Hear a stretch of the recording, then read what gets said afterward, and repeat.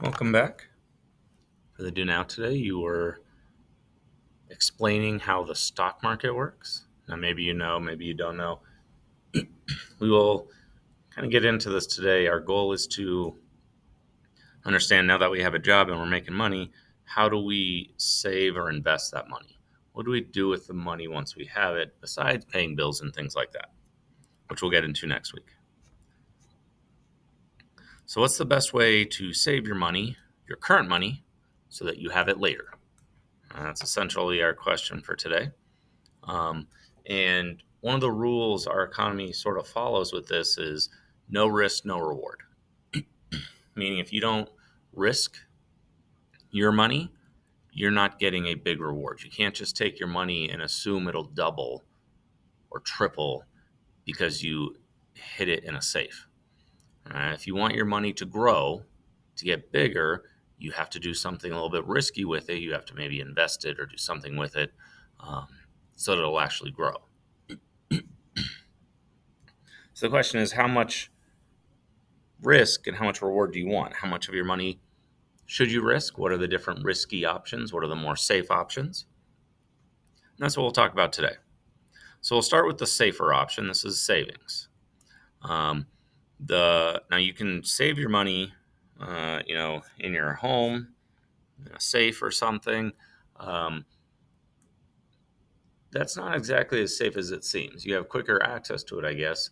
The best way to do it is to put it in a bank. Create a savings account. Um, First Bank, Wells Fargo, things like that.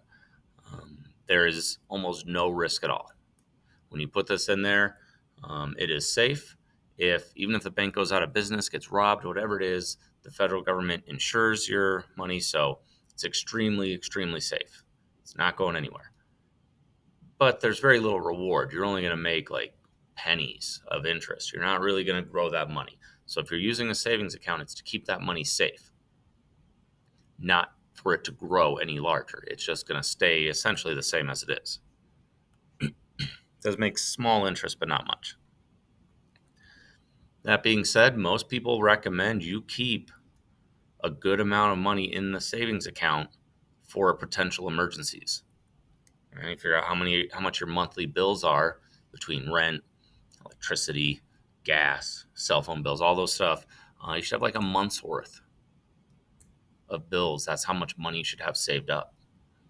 And you keep that in your savings account and you don't really touch it. You don't use it. It's for emergencies.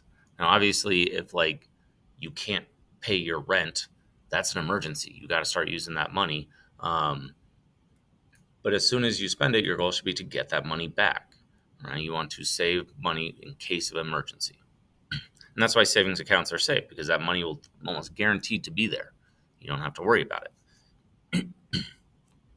You can also use a savings account to save up for goals. Right? If you're saving up to buy a car, a house, a vacation, something like that, you can put the money in a savings account and it'll stay safe. Now, savings accounts are nice. They make a little bit of interest. They're very secure. They come with some perks like debit card, right? So you can use a card to pay for things. You don't always need cash. Some have bonuses where you can earn like points for travel or things like that, but that's very uncommon for savings accounts. Now, to start a savings account, if you don't have one, you have to be 18.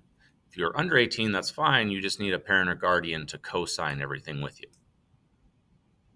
You'll have to have money. Each bank does something different. You might need like $200 to start.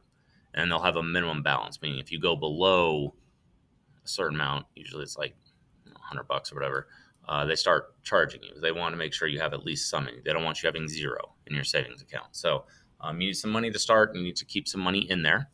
If you don't want to have money in there anymore, you have to close out the account. So when you go to the bank, bring some documents like your ID if you have one, Social Security card if you have one, birth certificate, and then some mail. They like to see mail that has your name and address on it that's gone through the mail that makes it an official document. So bring some of those things and you can set up your account. Now, besides the savings accounts, there is a checking account too.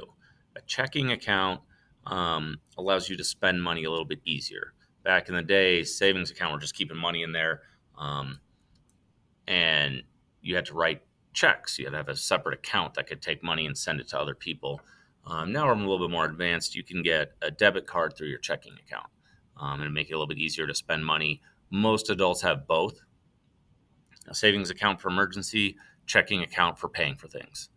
So me and my wife, we have a savings account. We keep, we try to keep like 2 months worth of emergency money set aside, plus money that we're saving up for goals.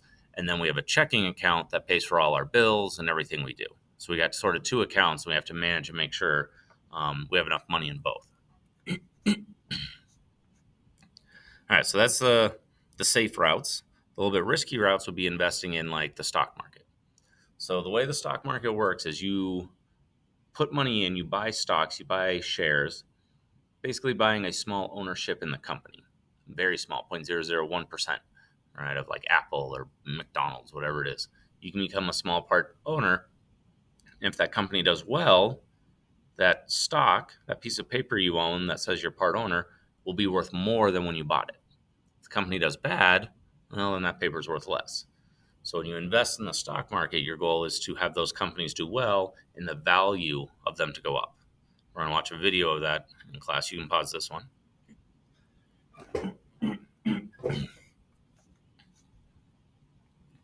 Now, when you're investing, this is definitely riskier than a savings account. You could lose all your money.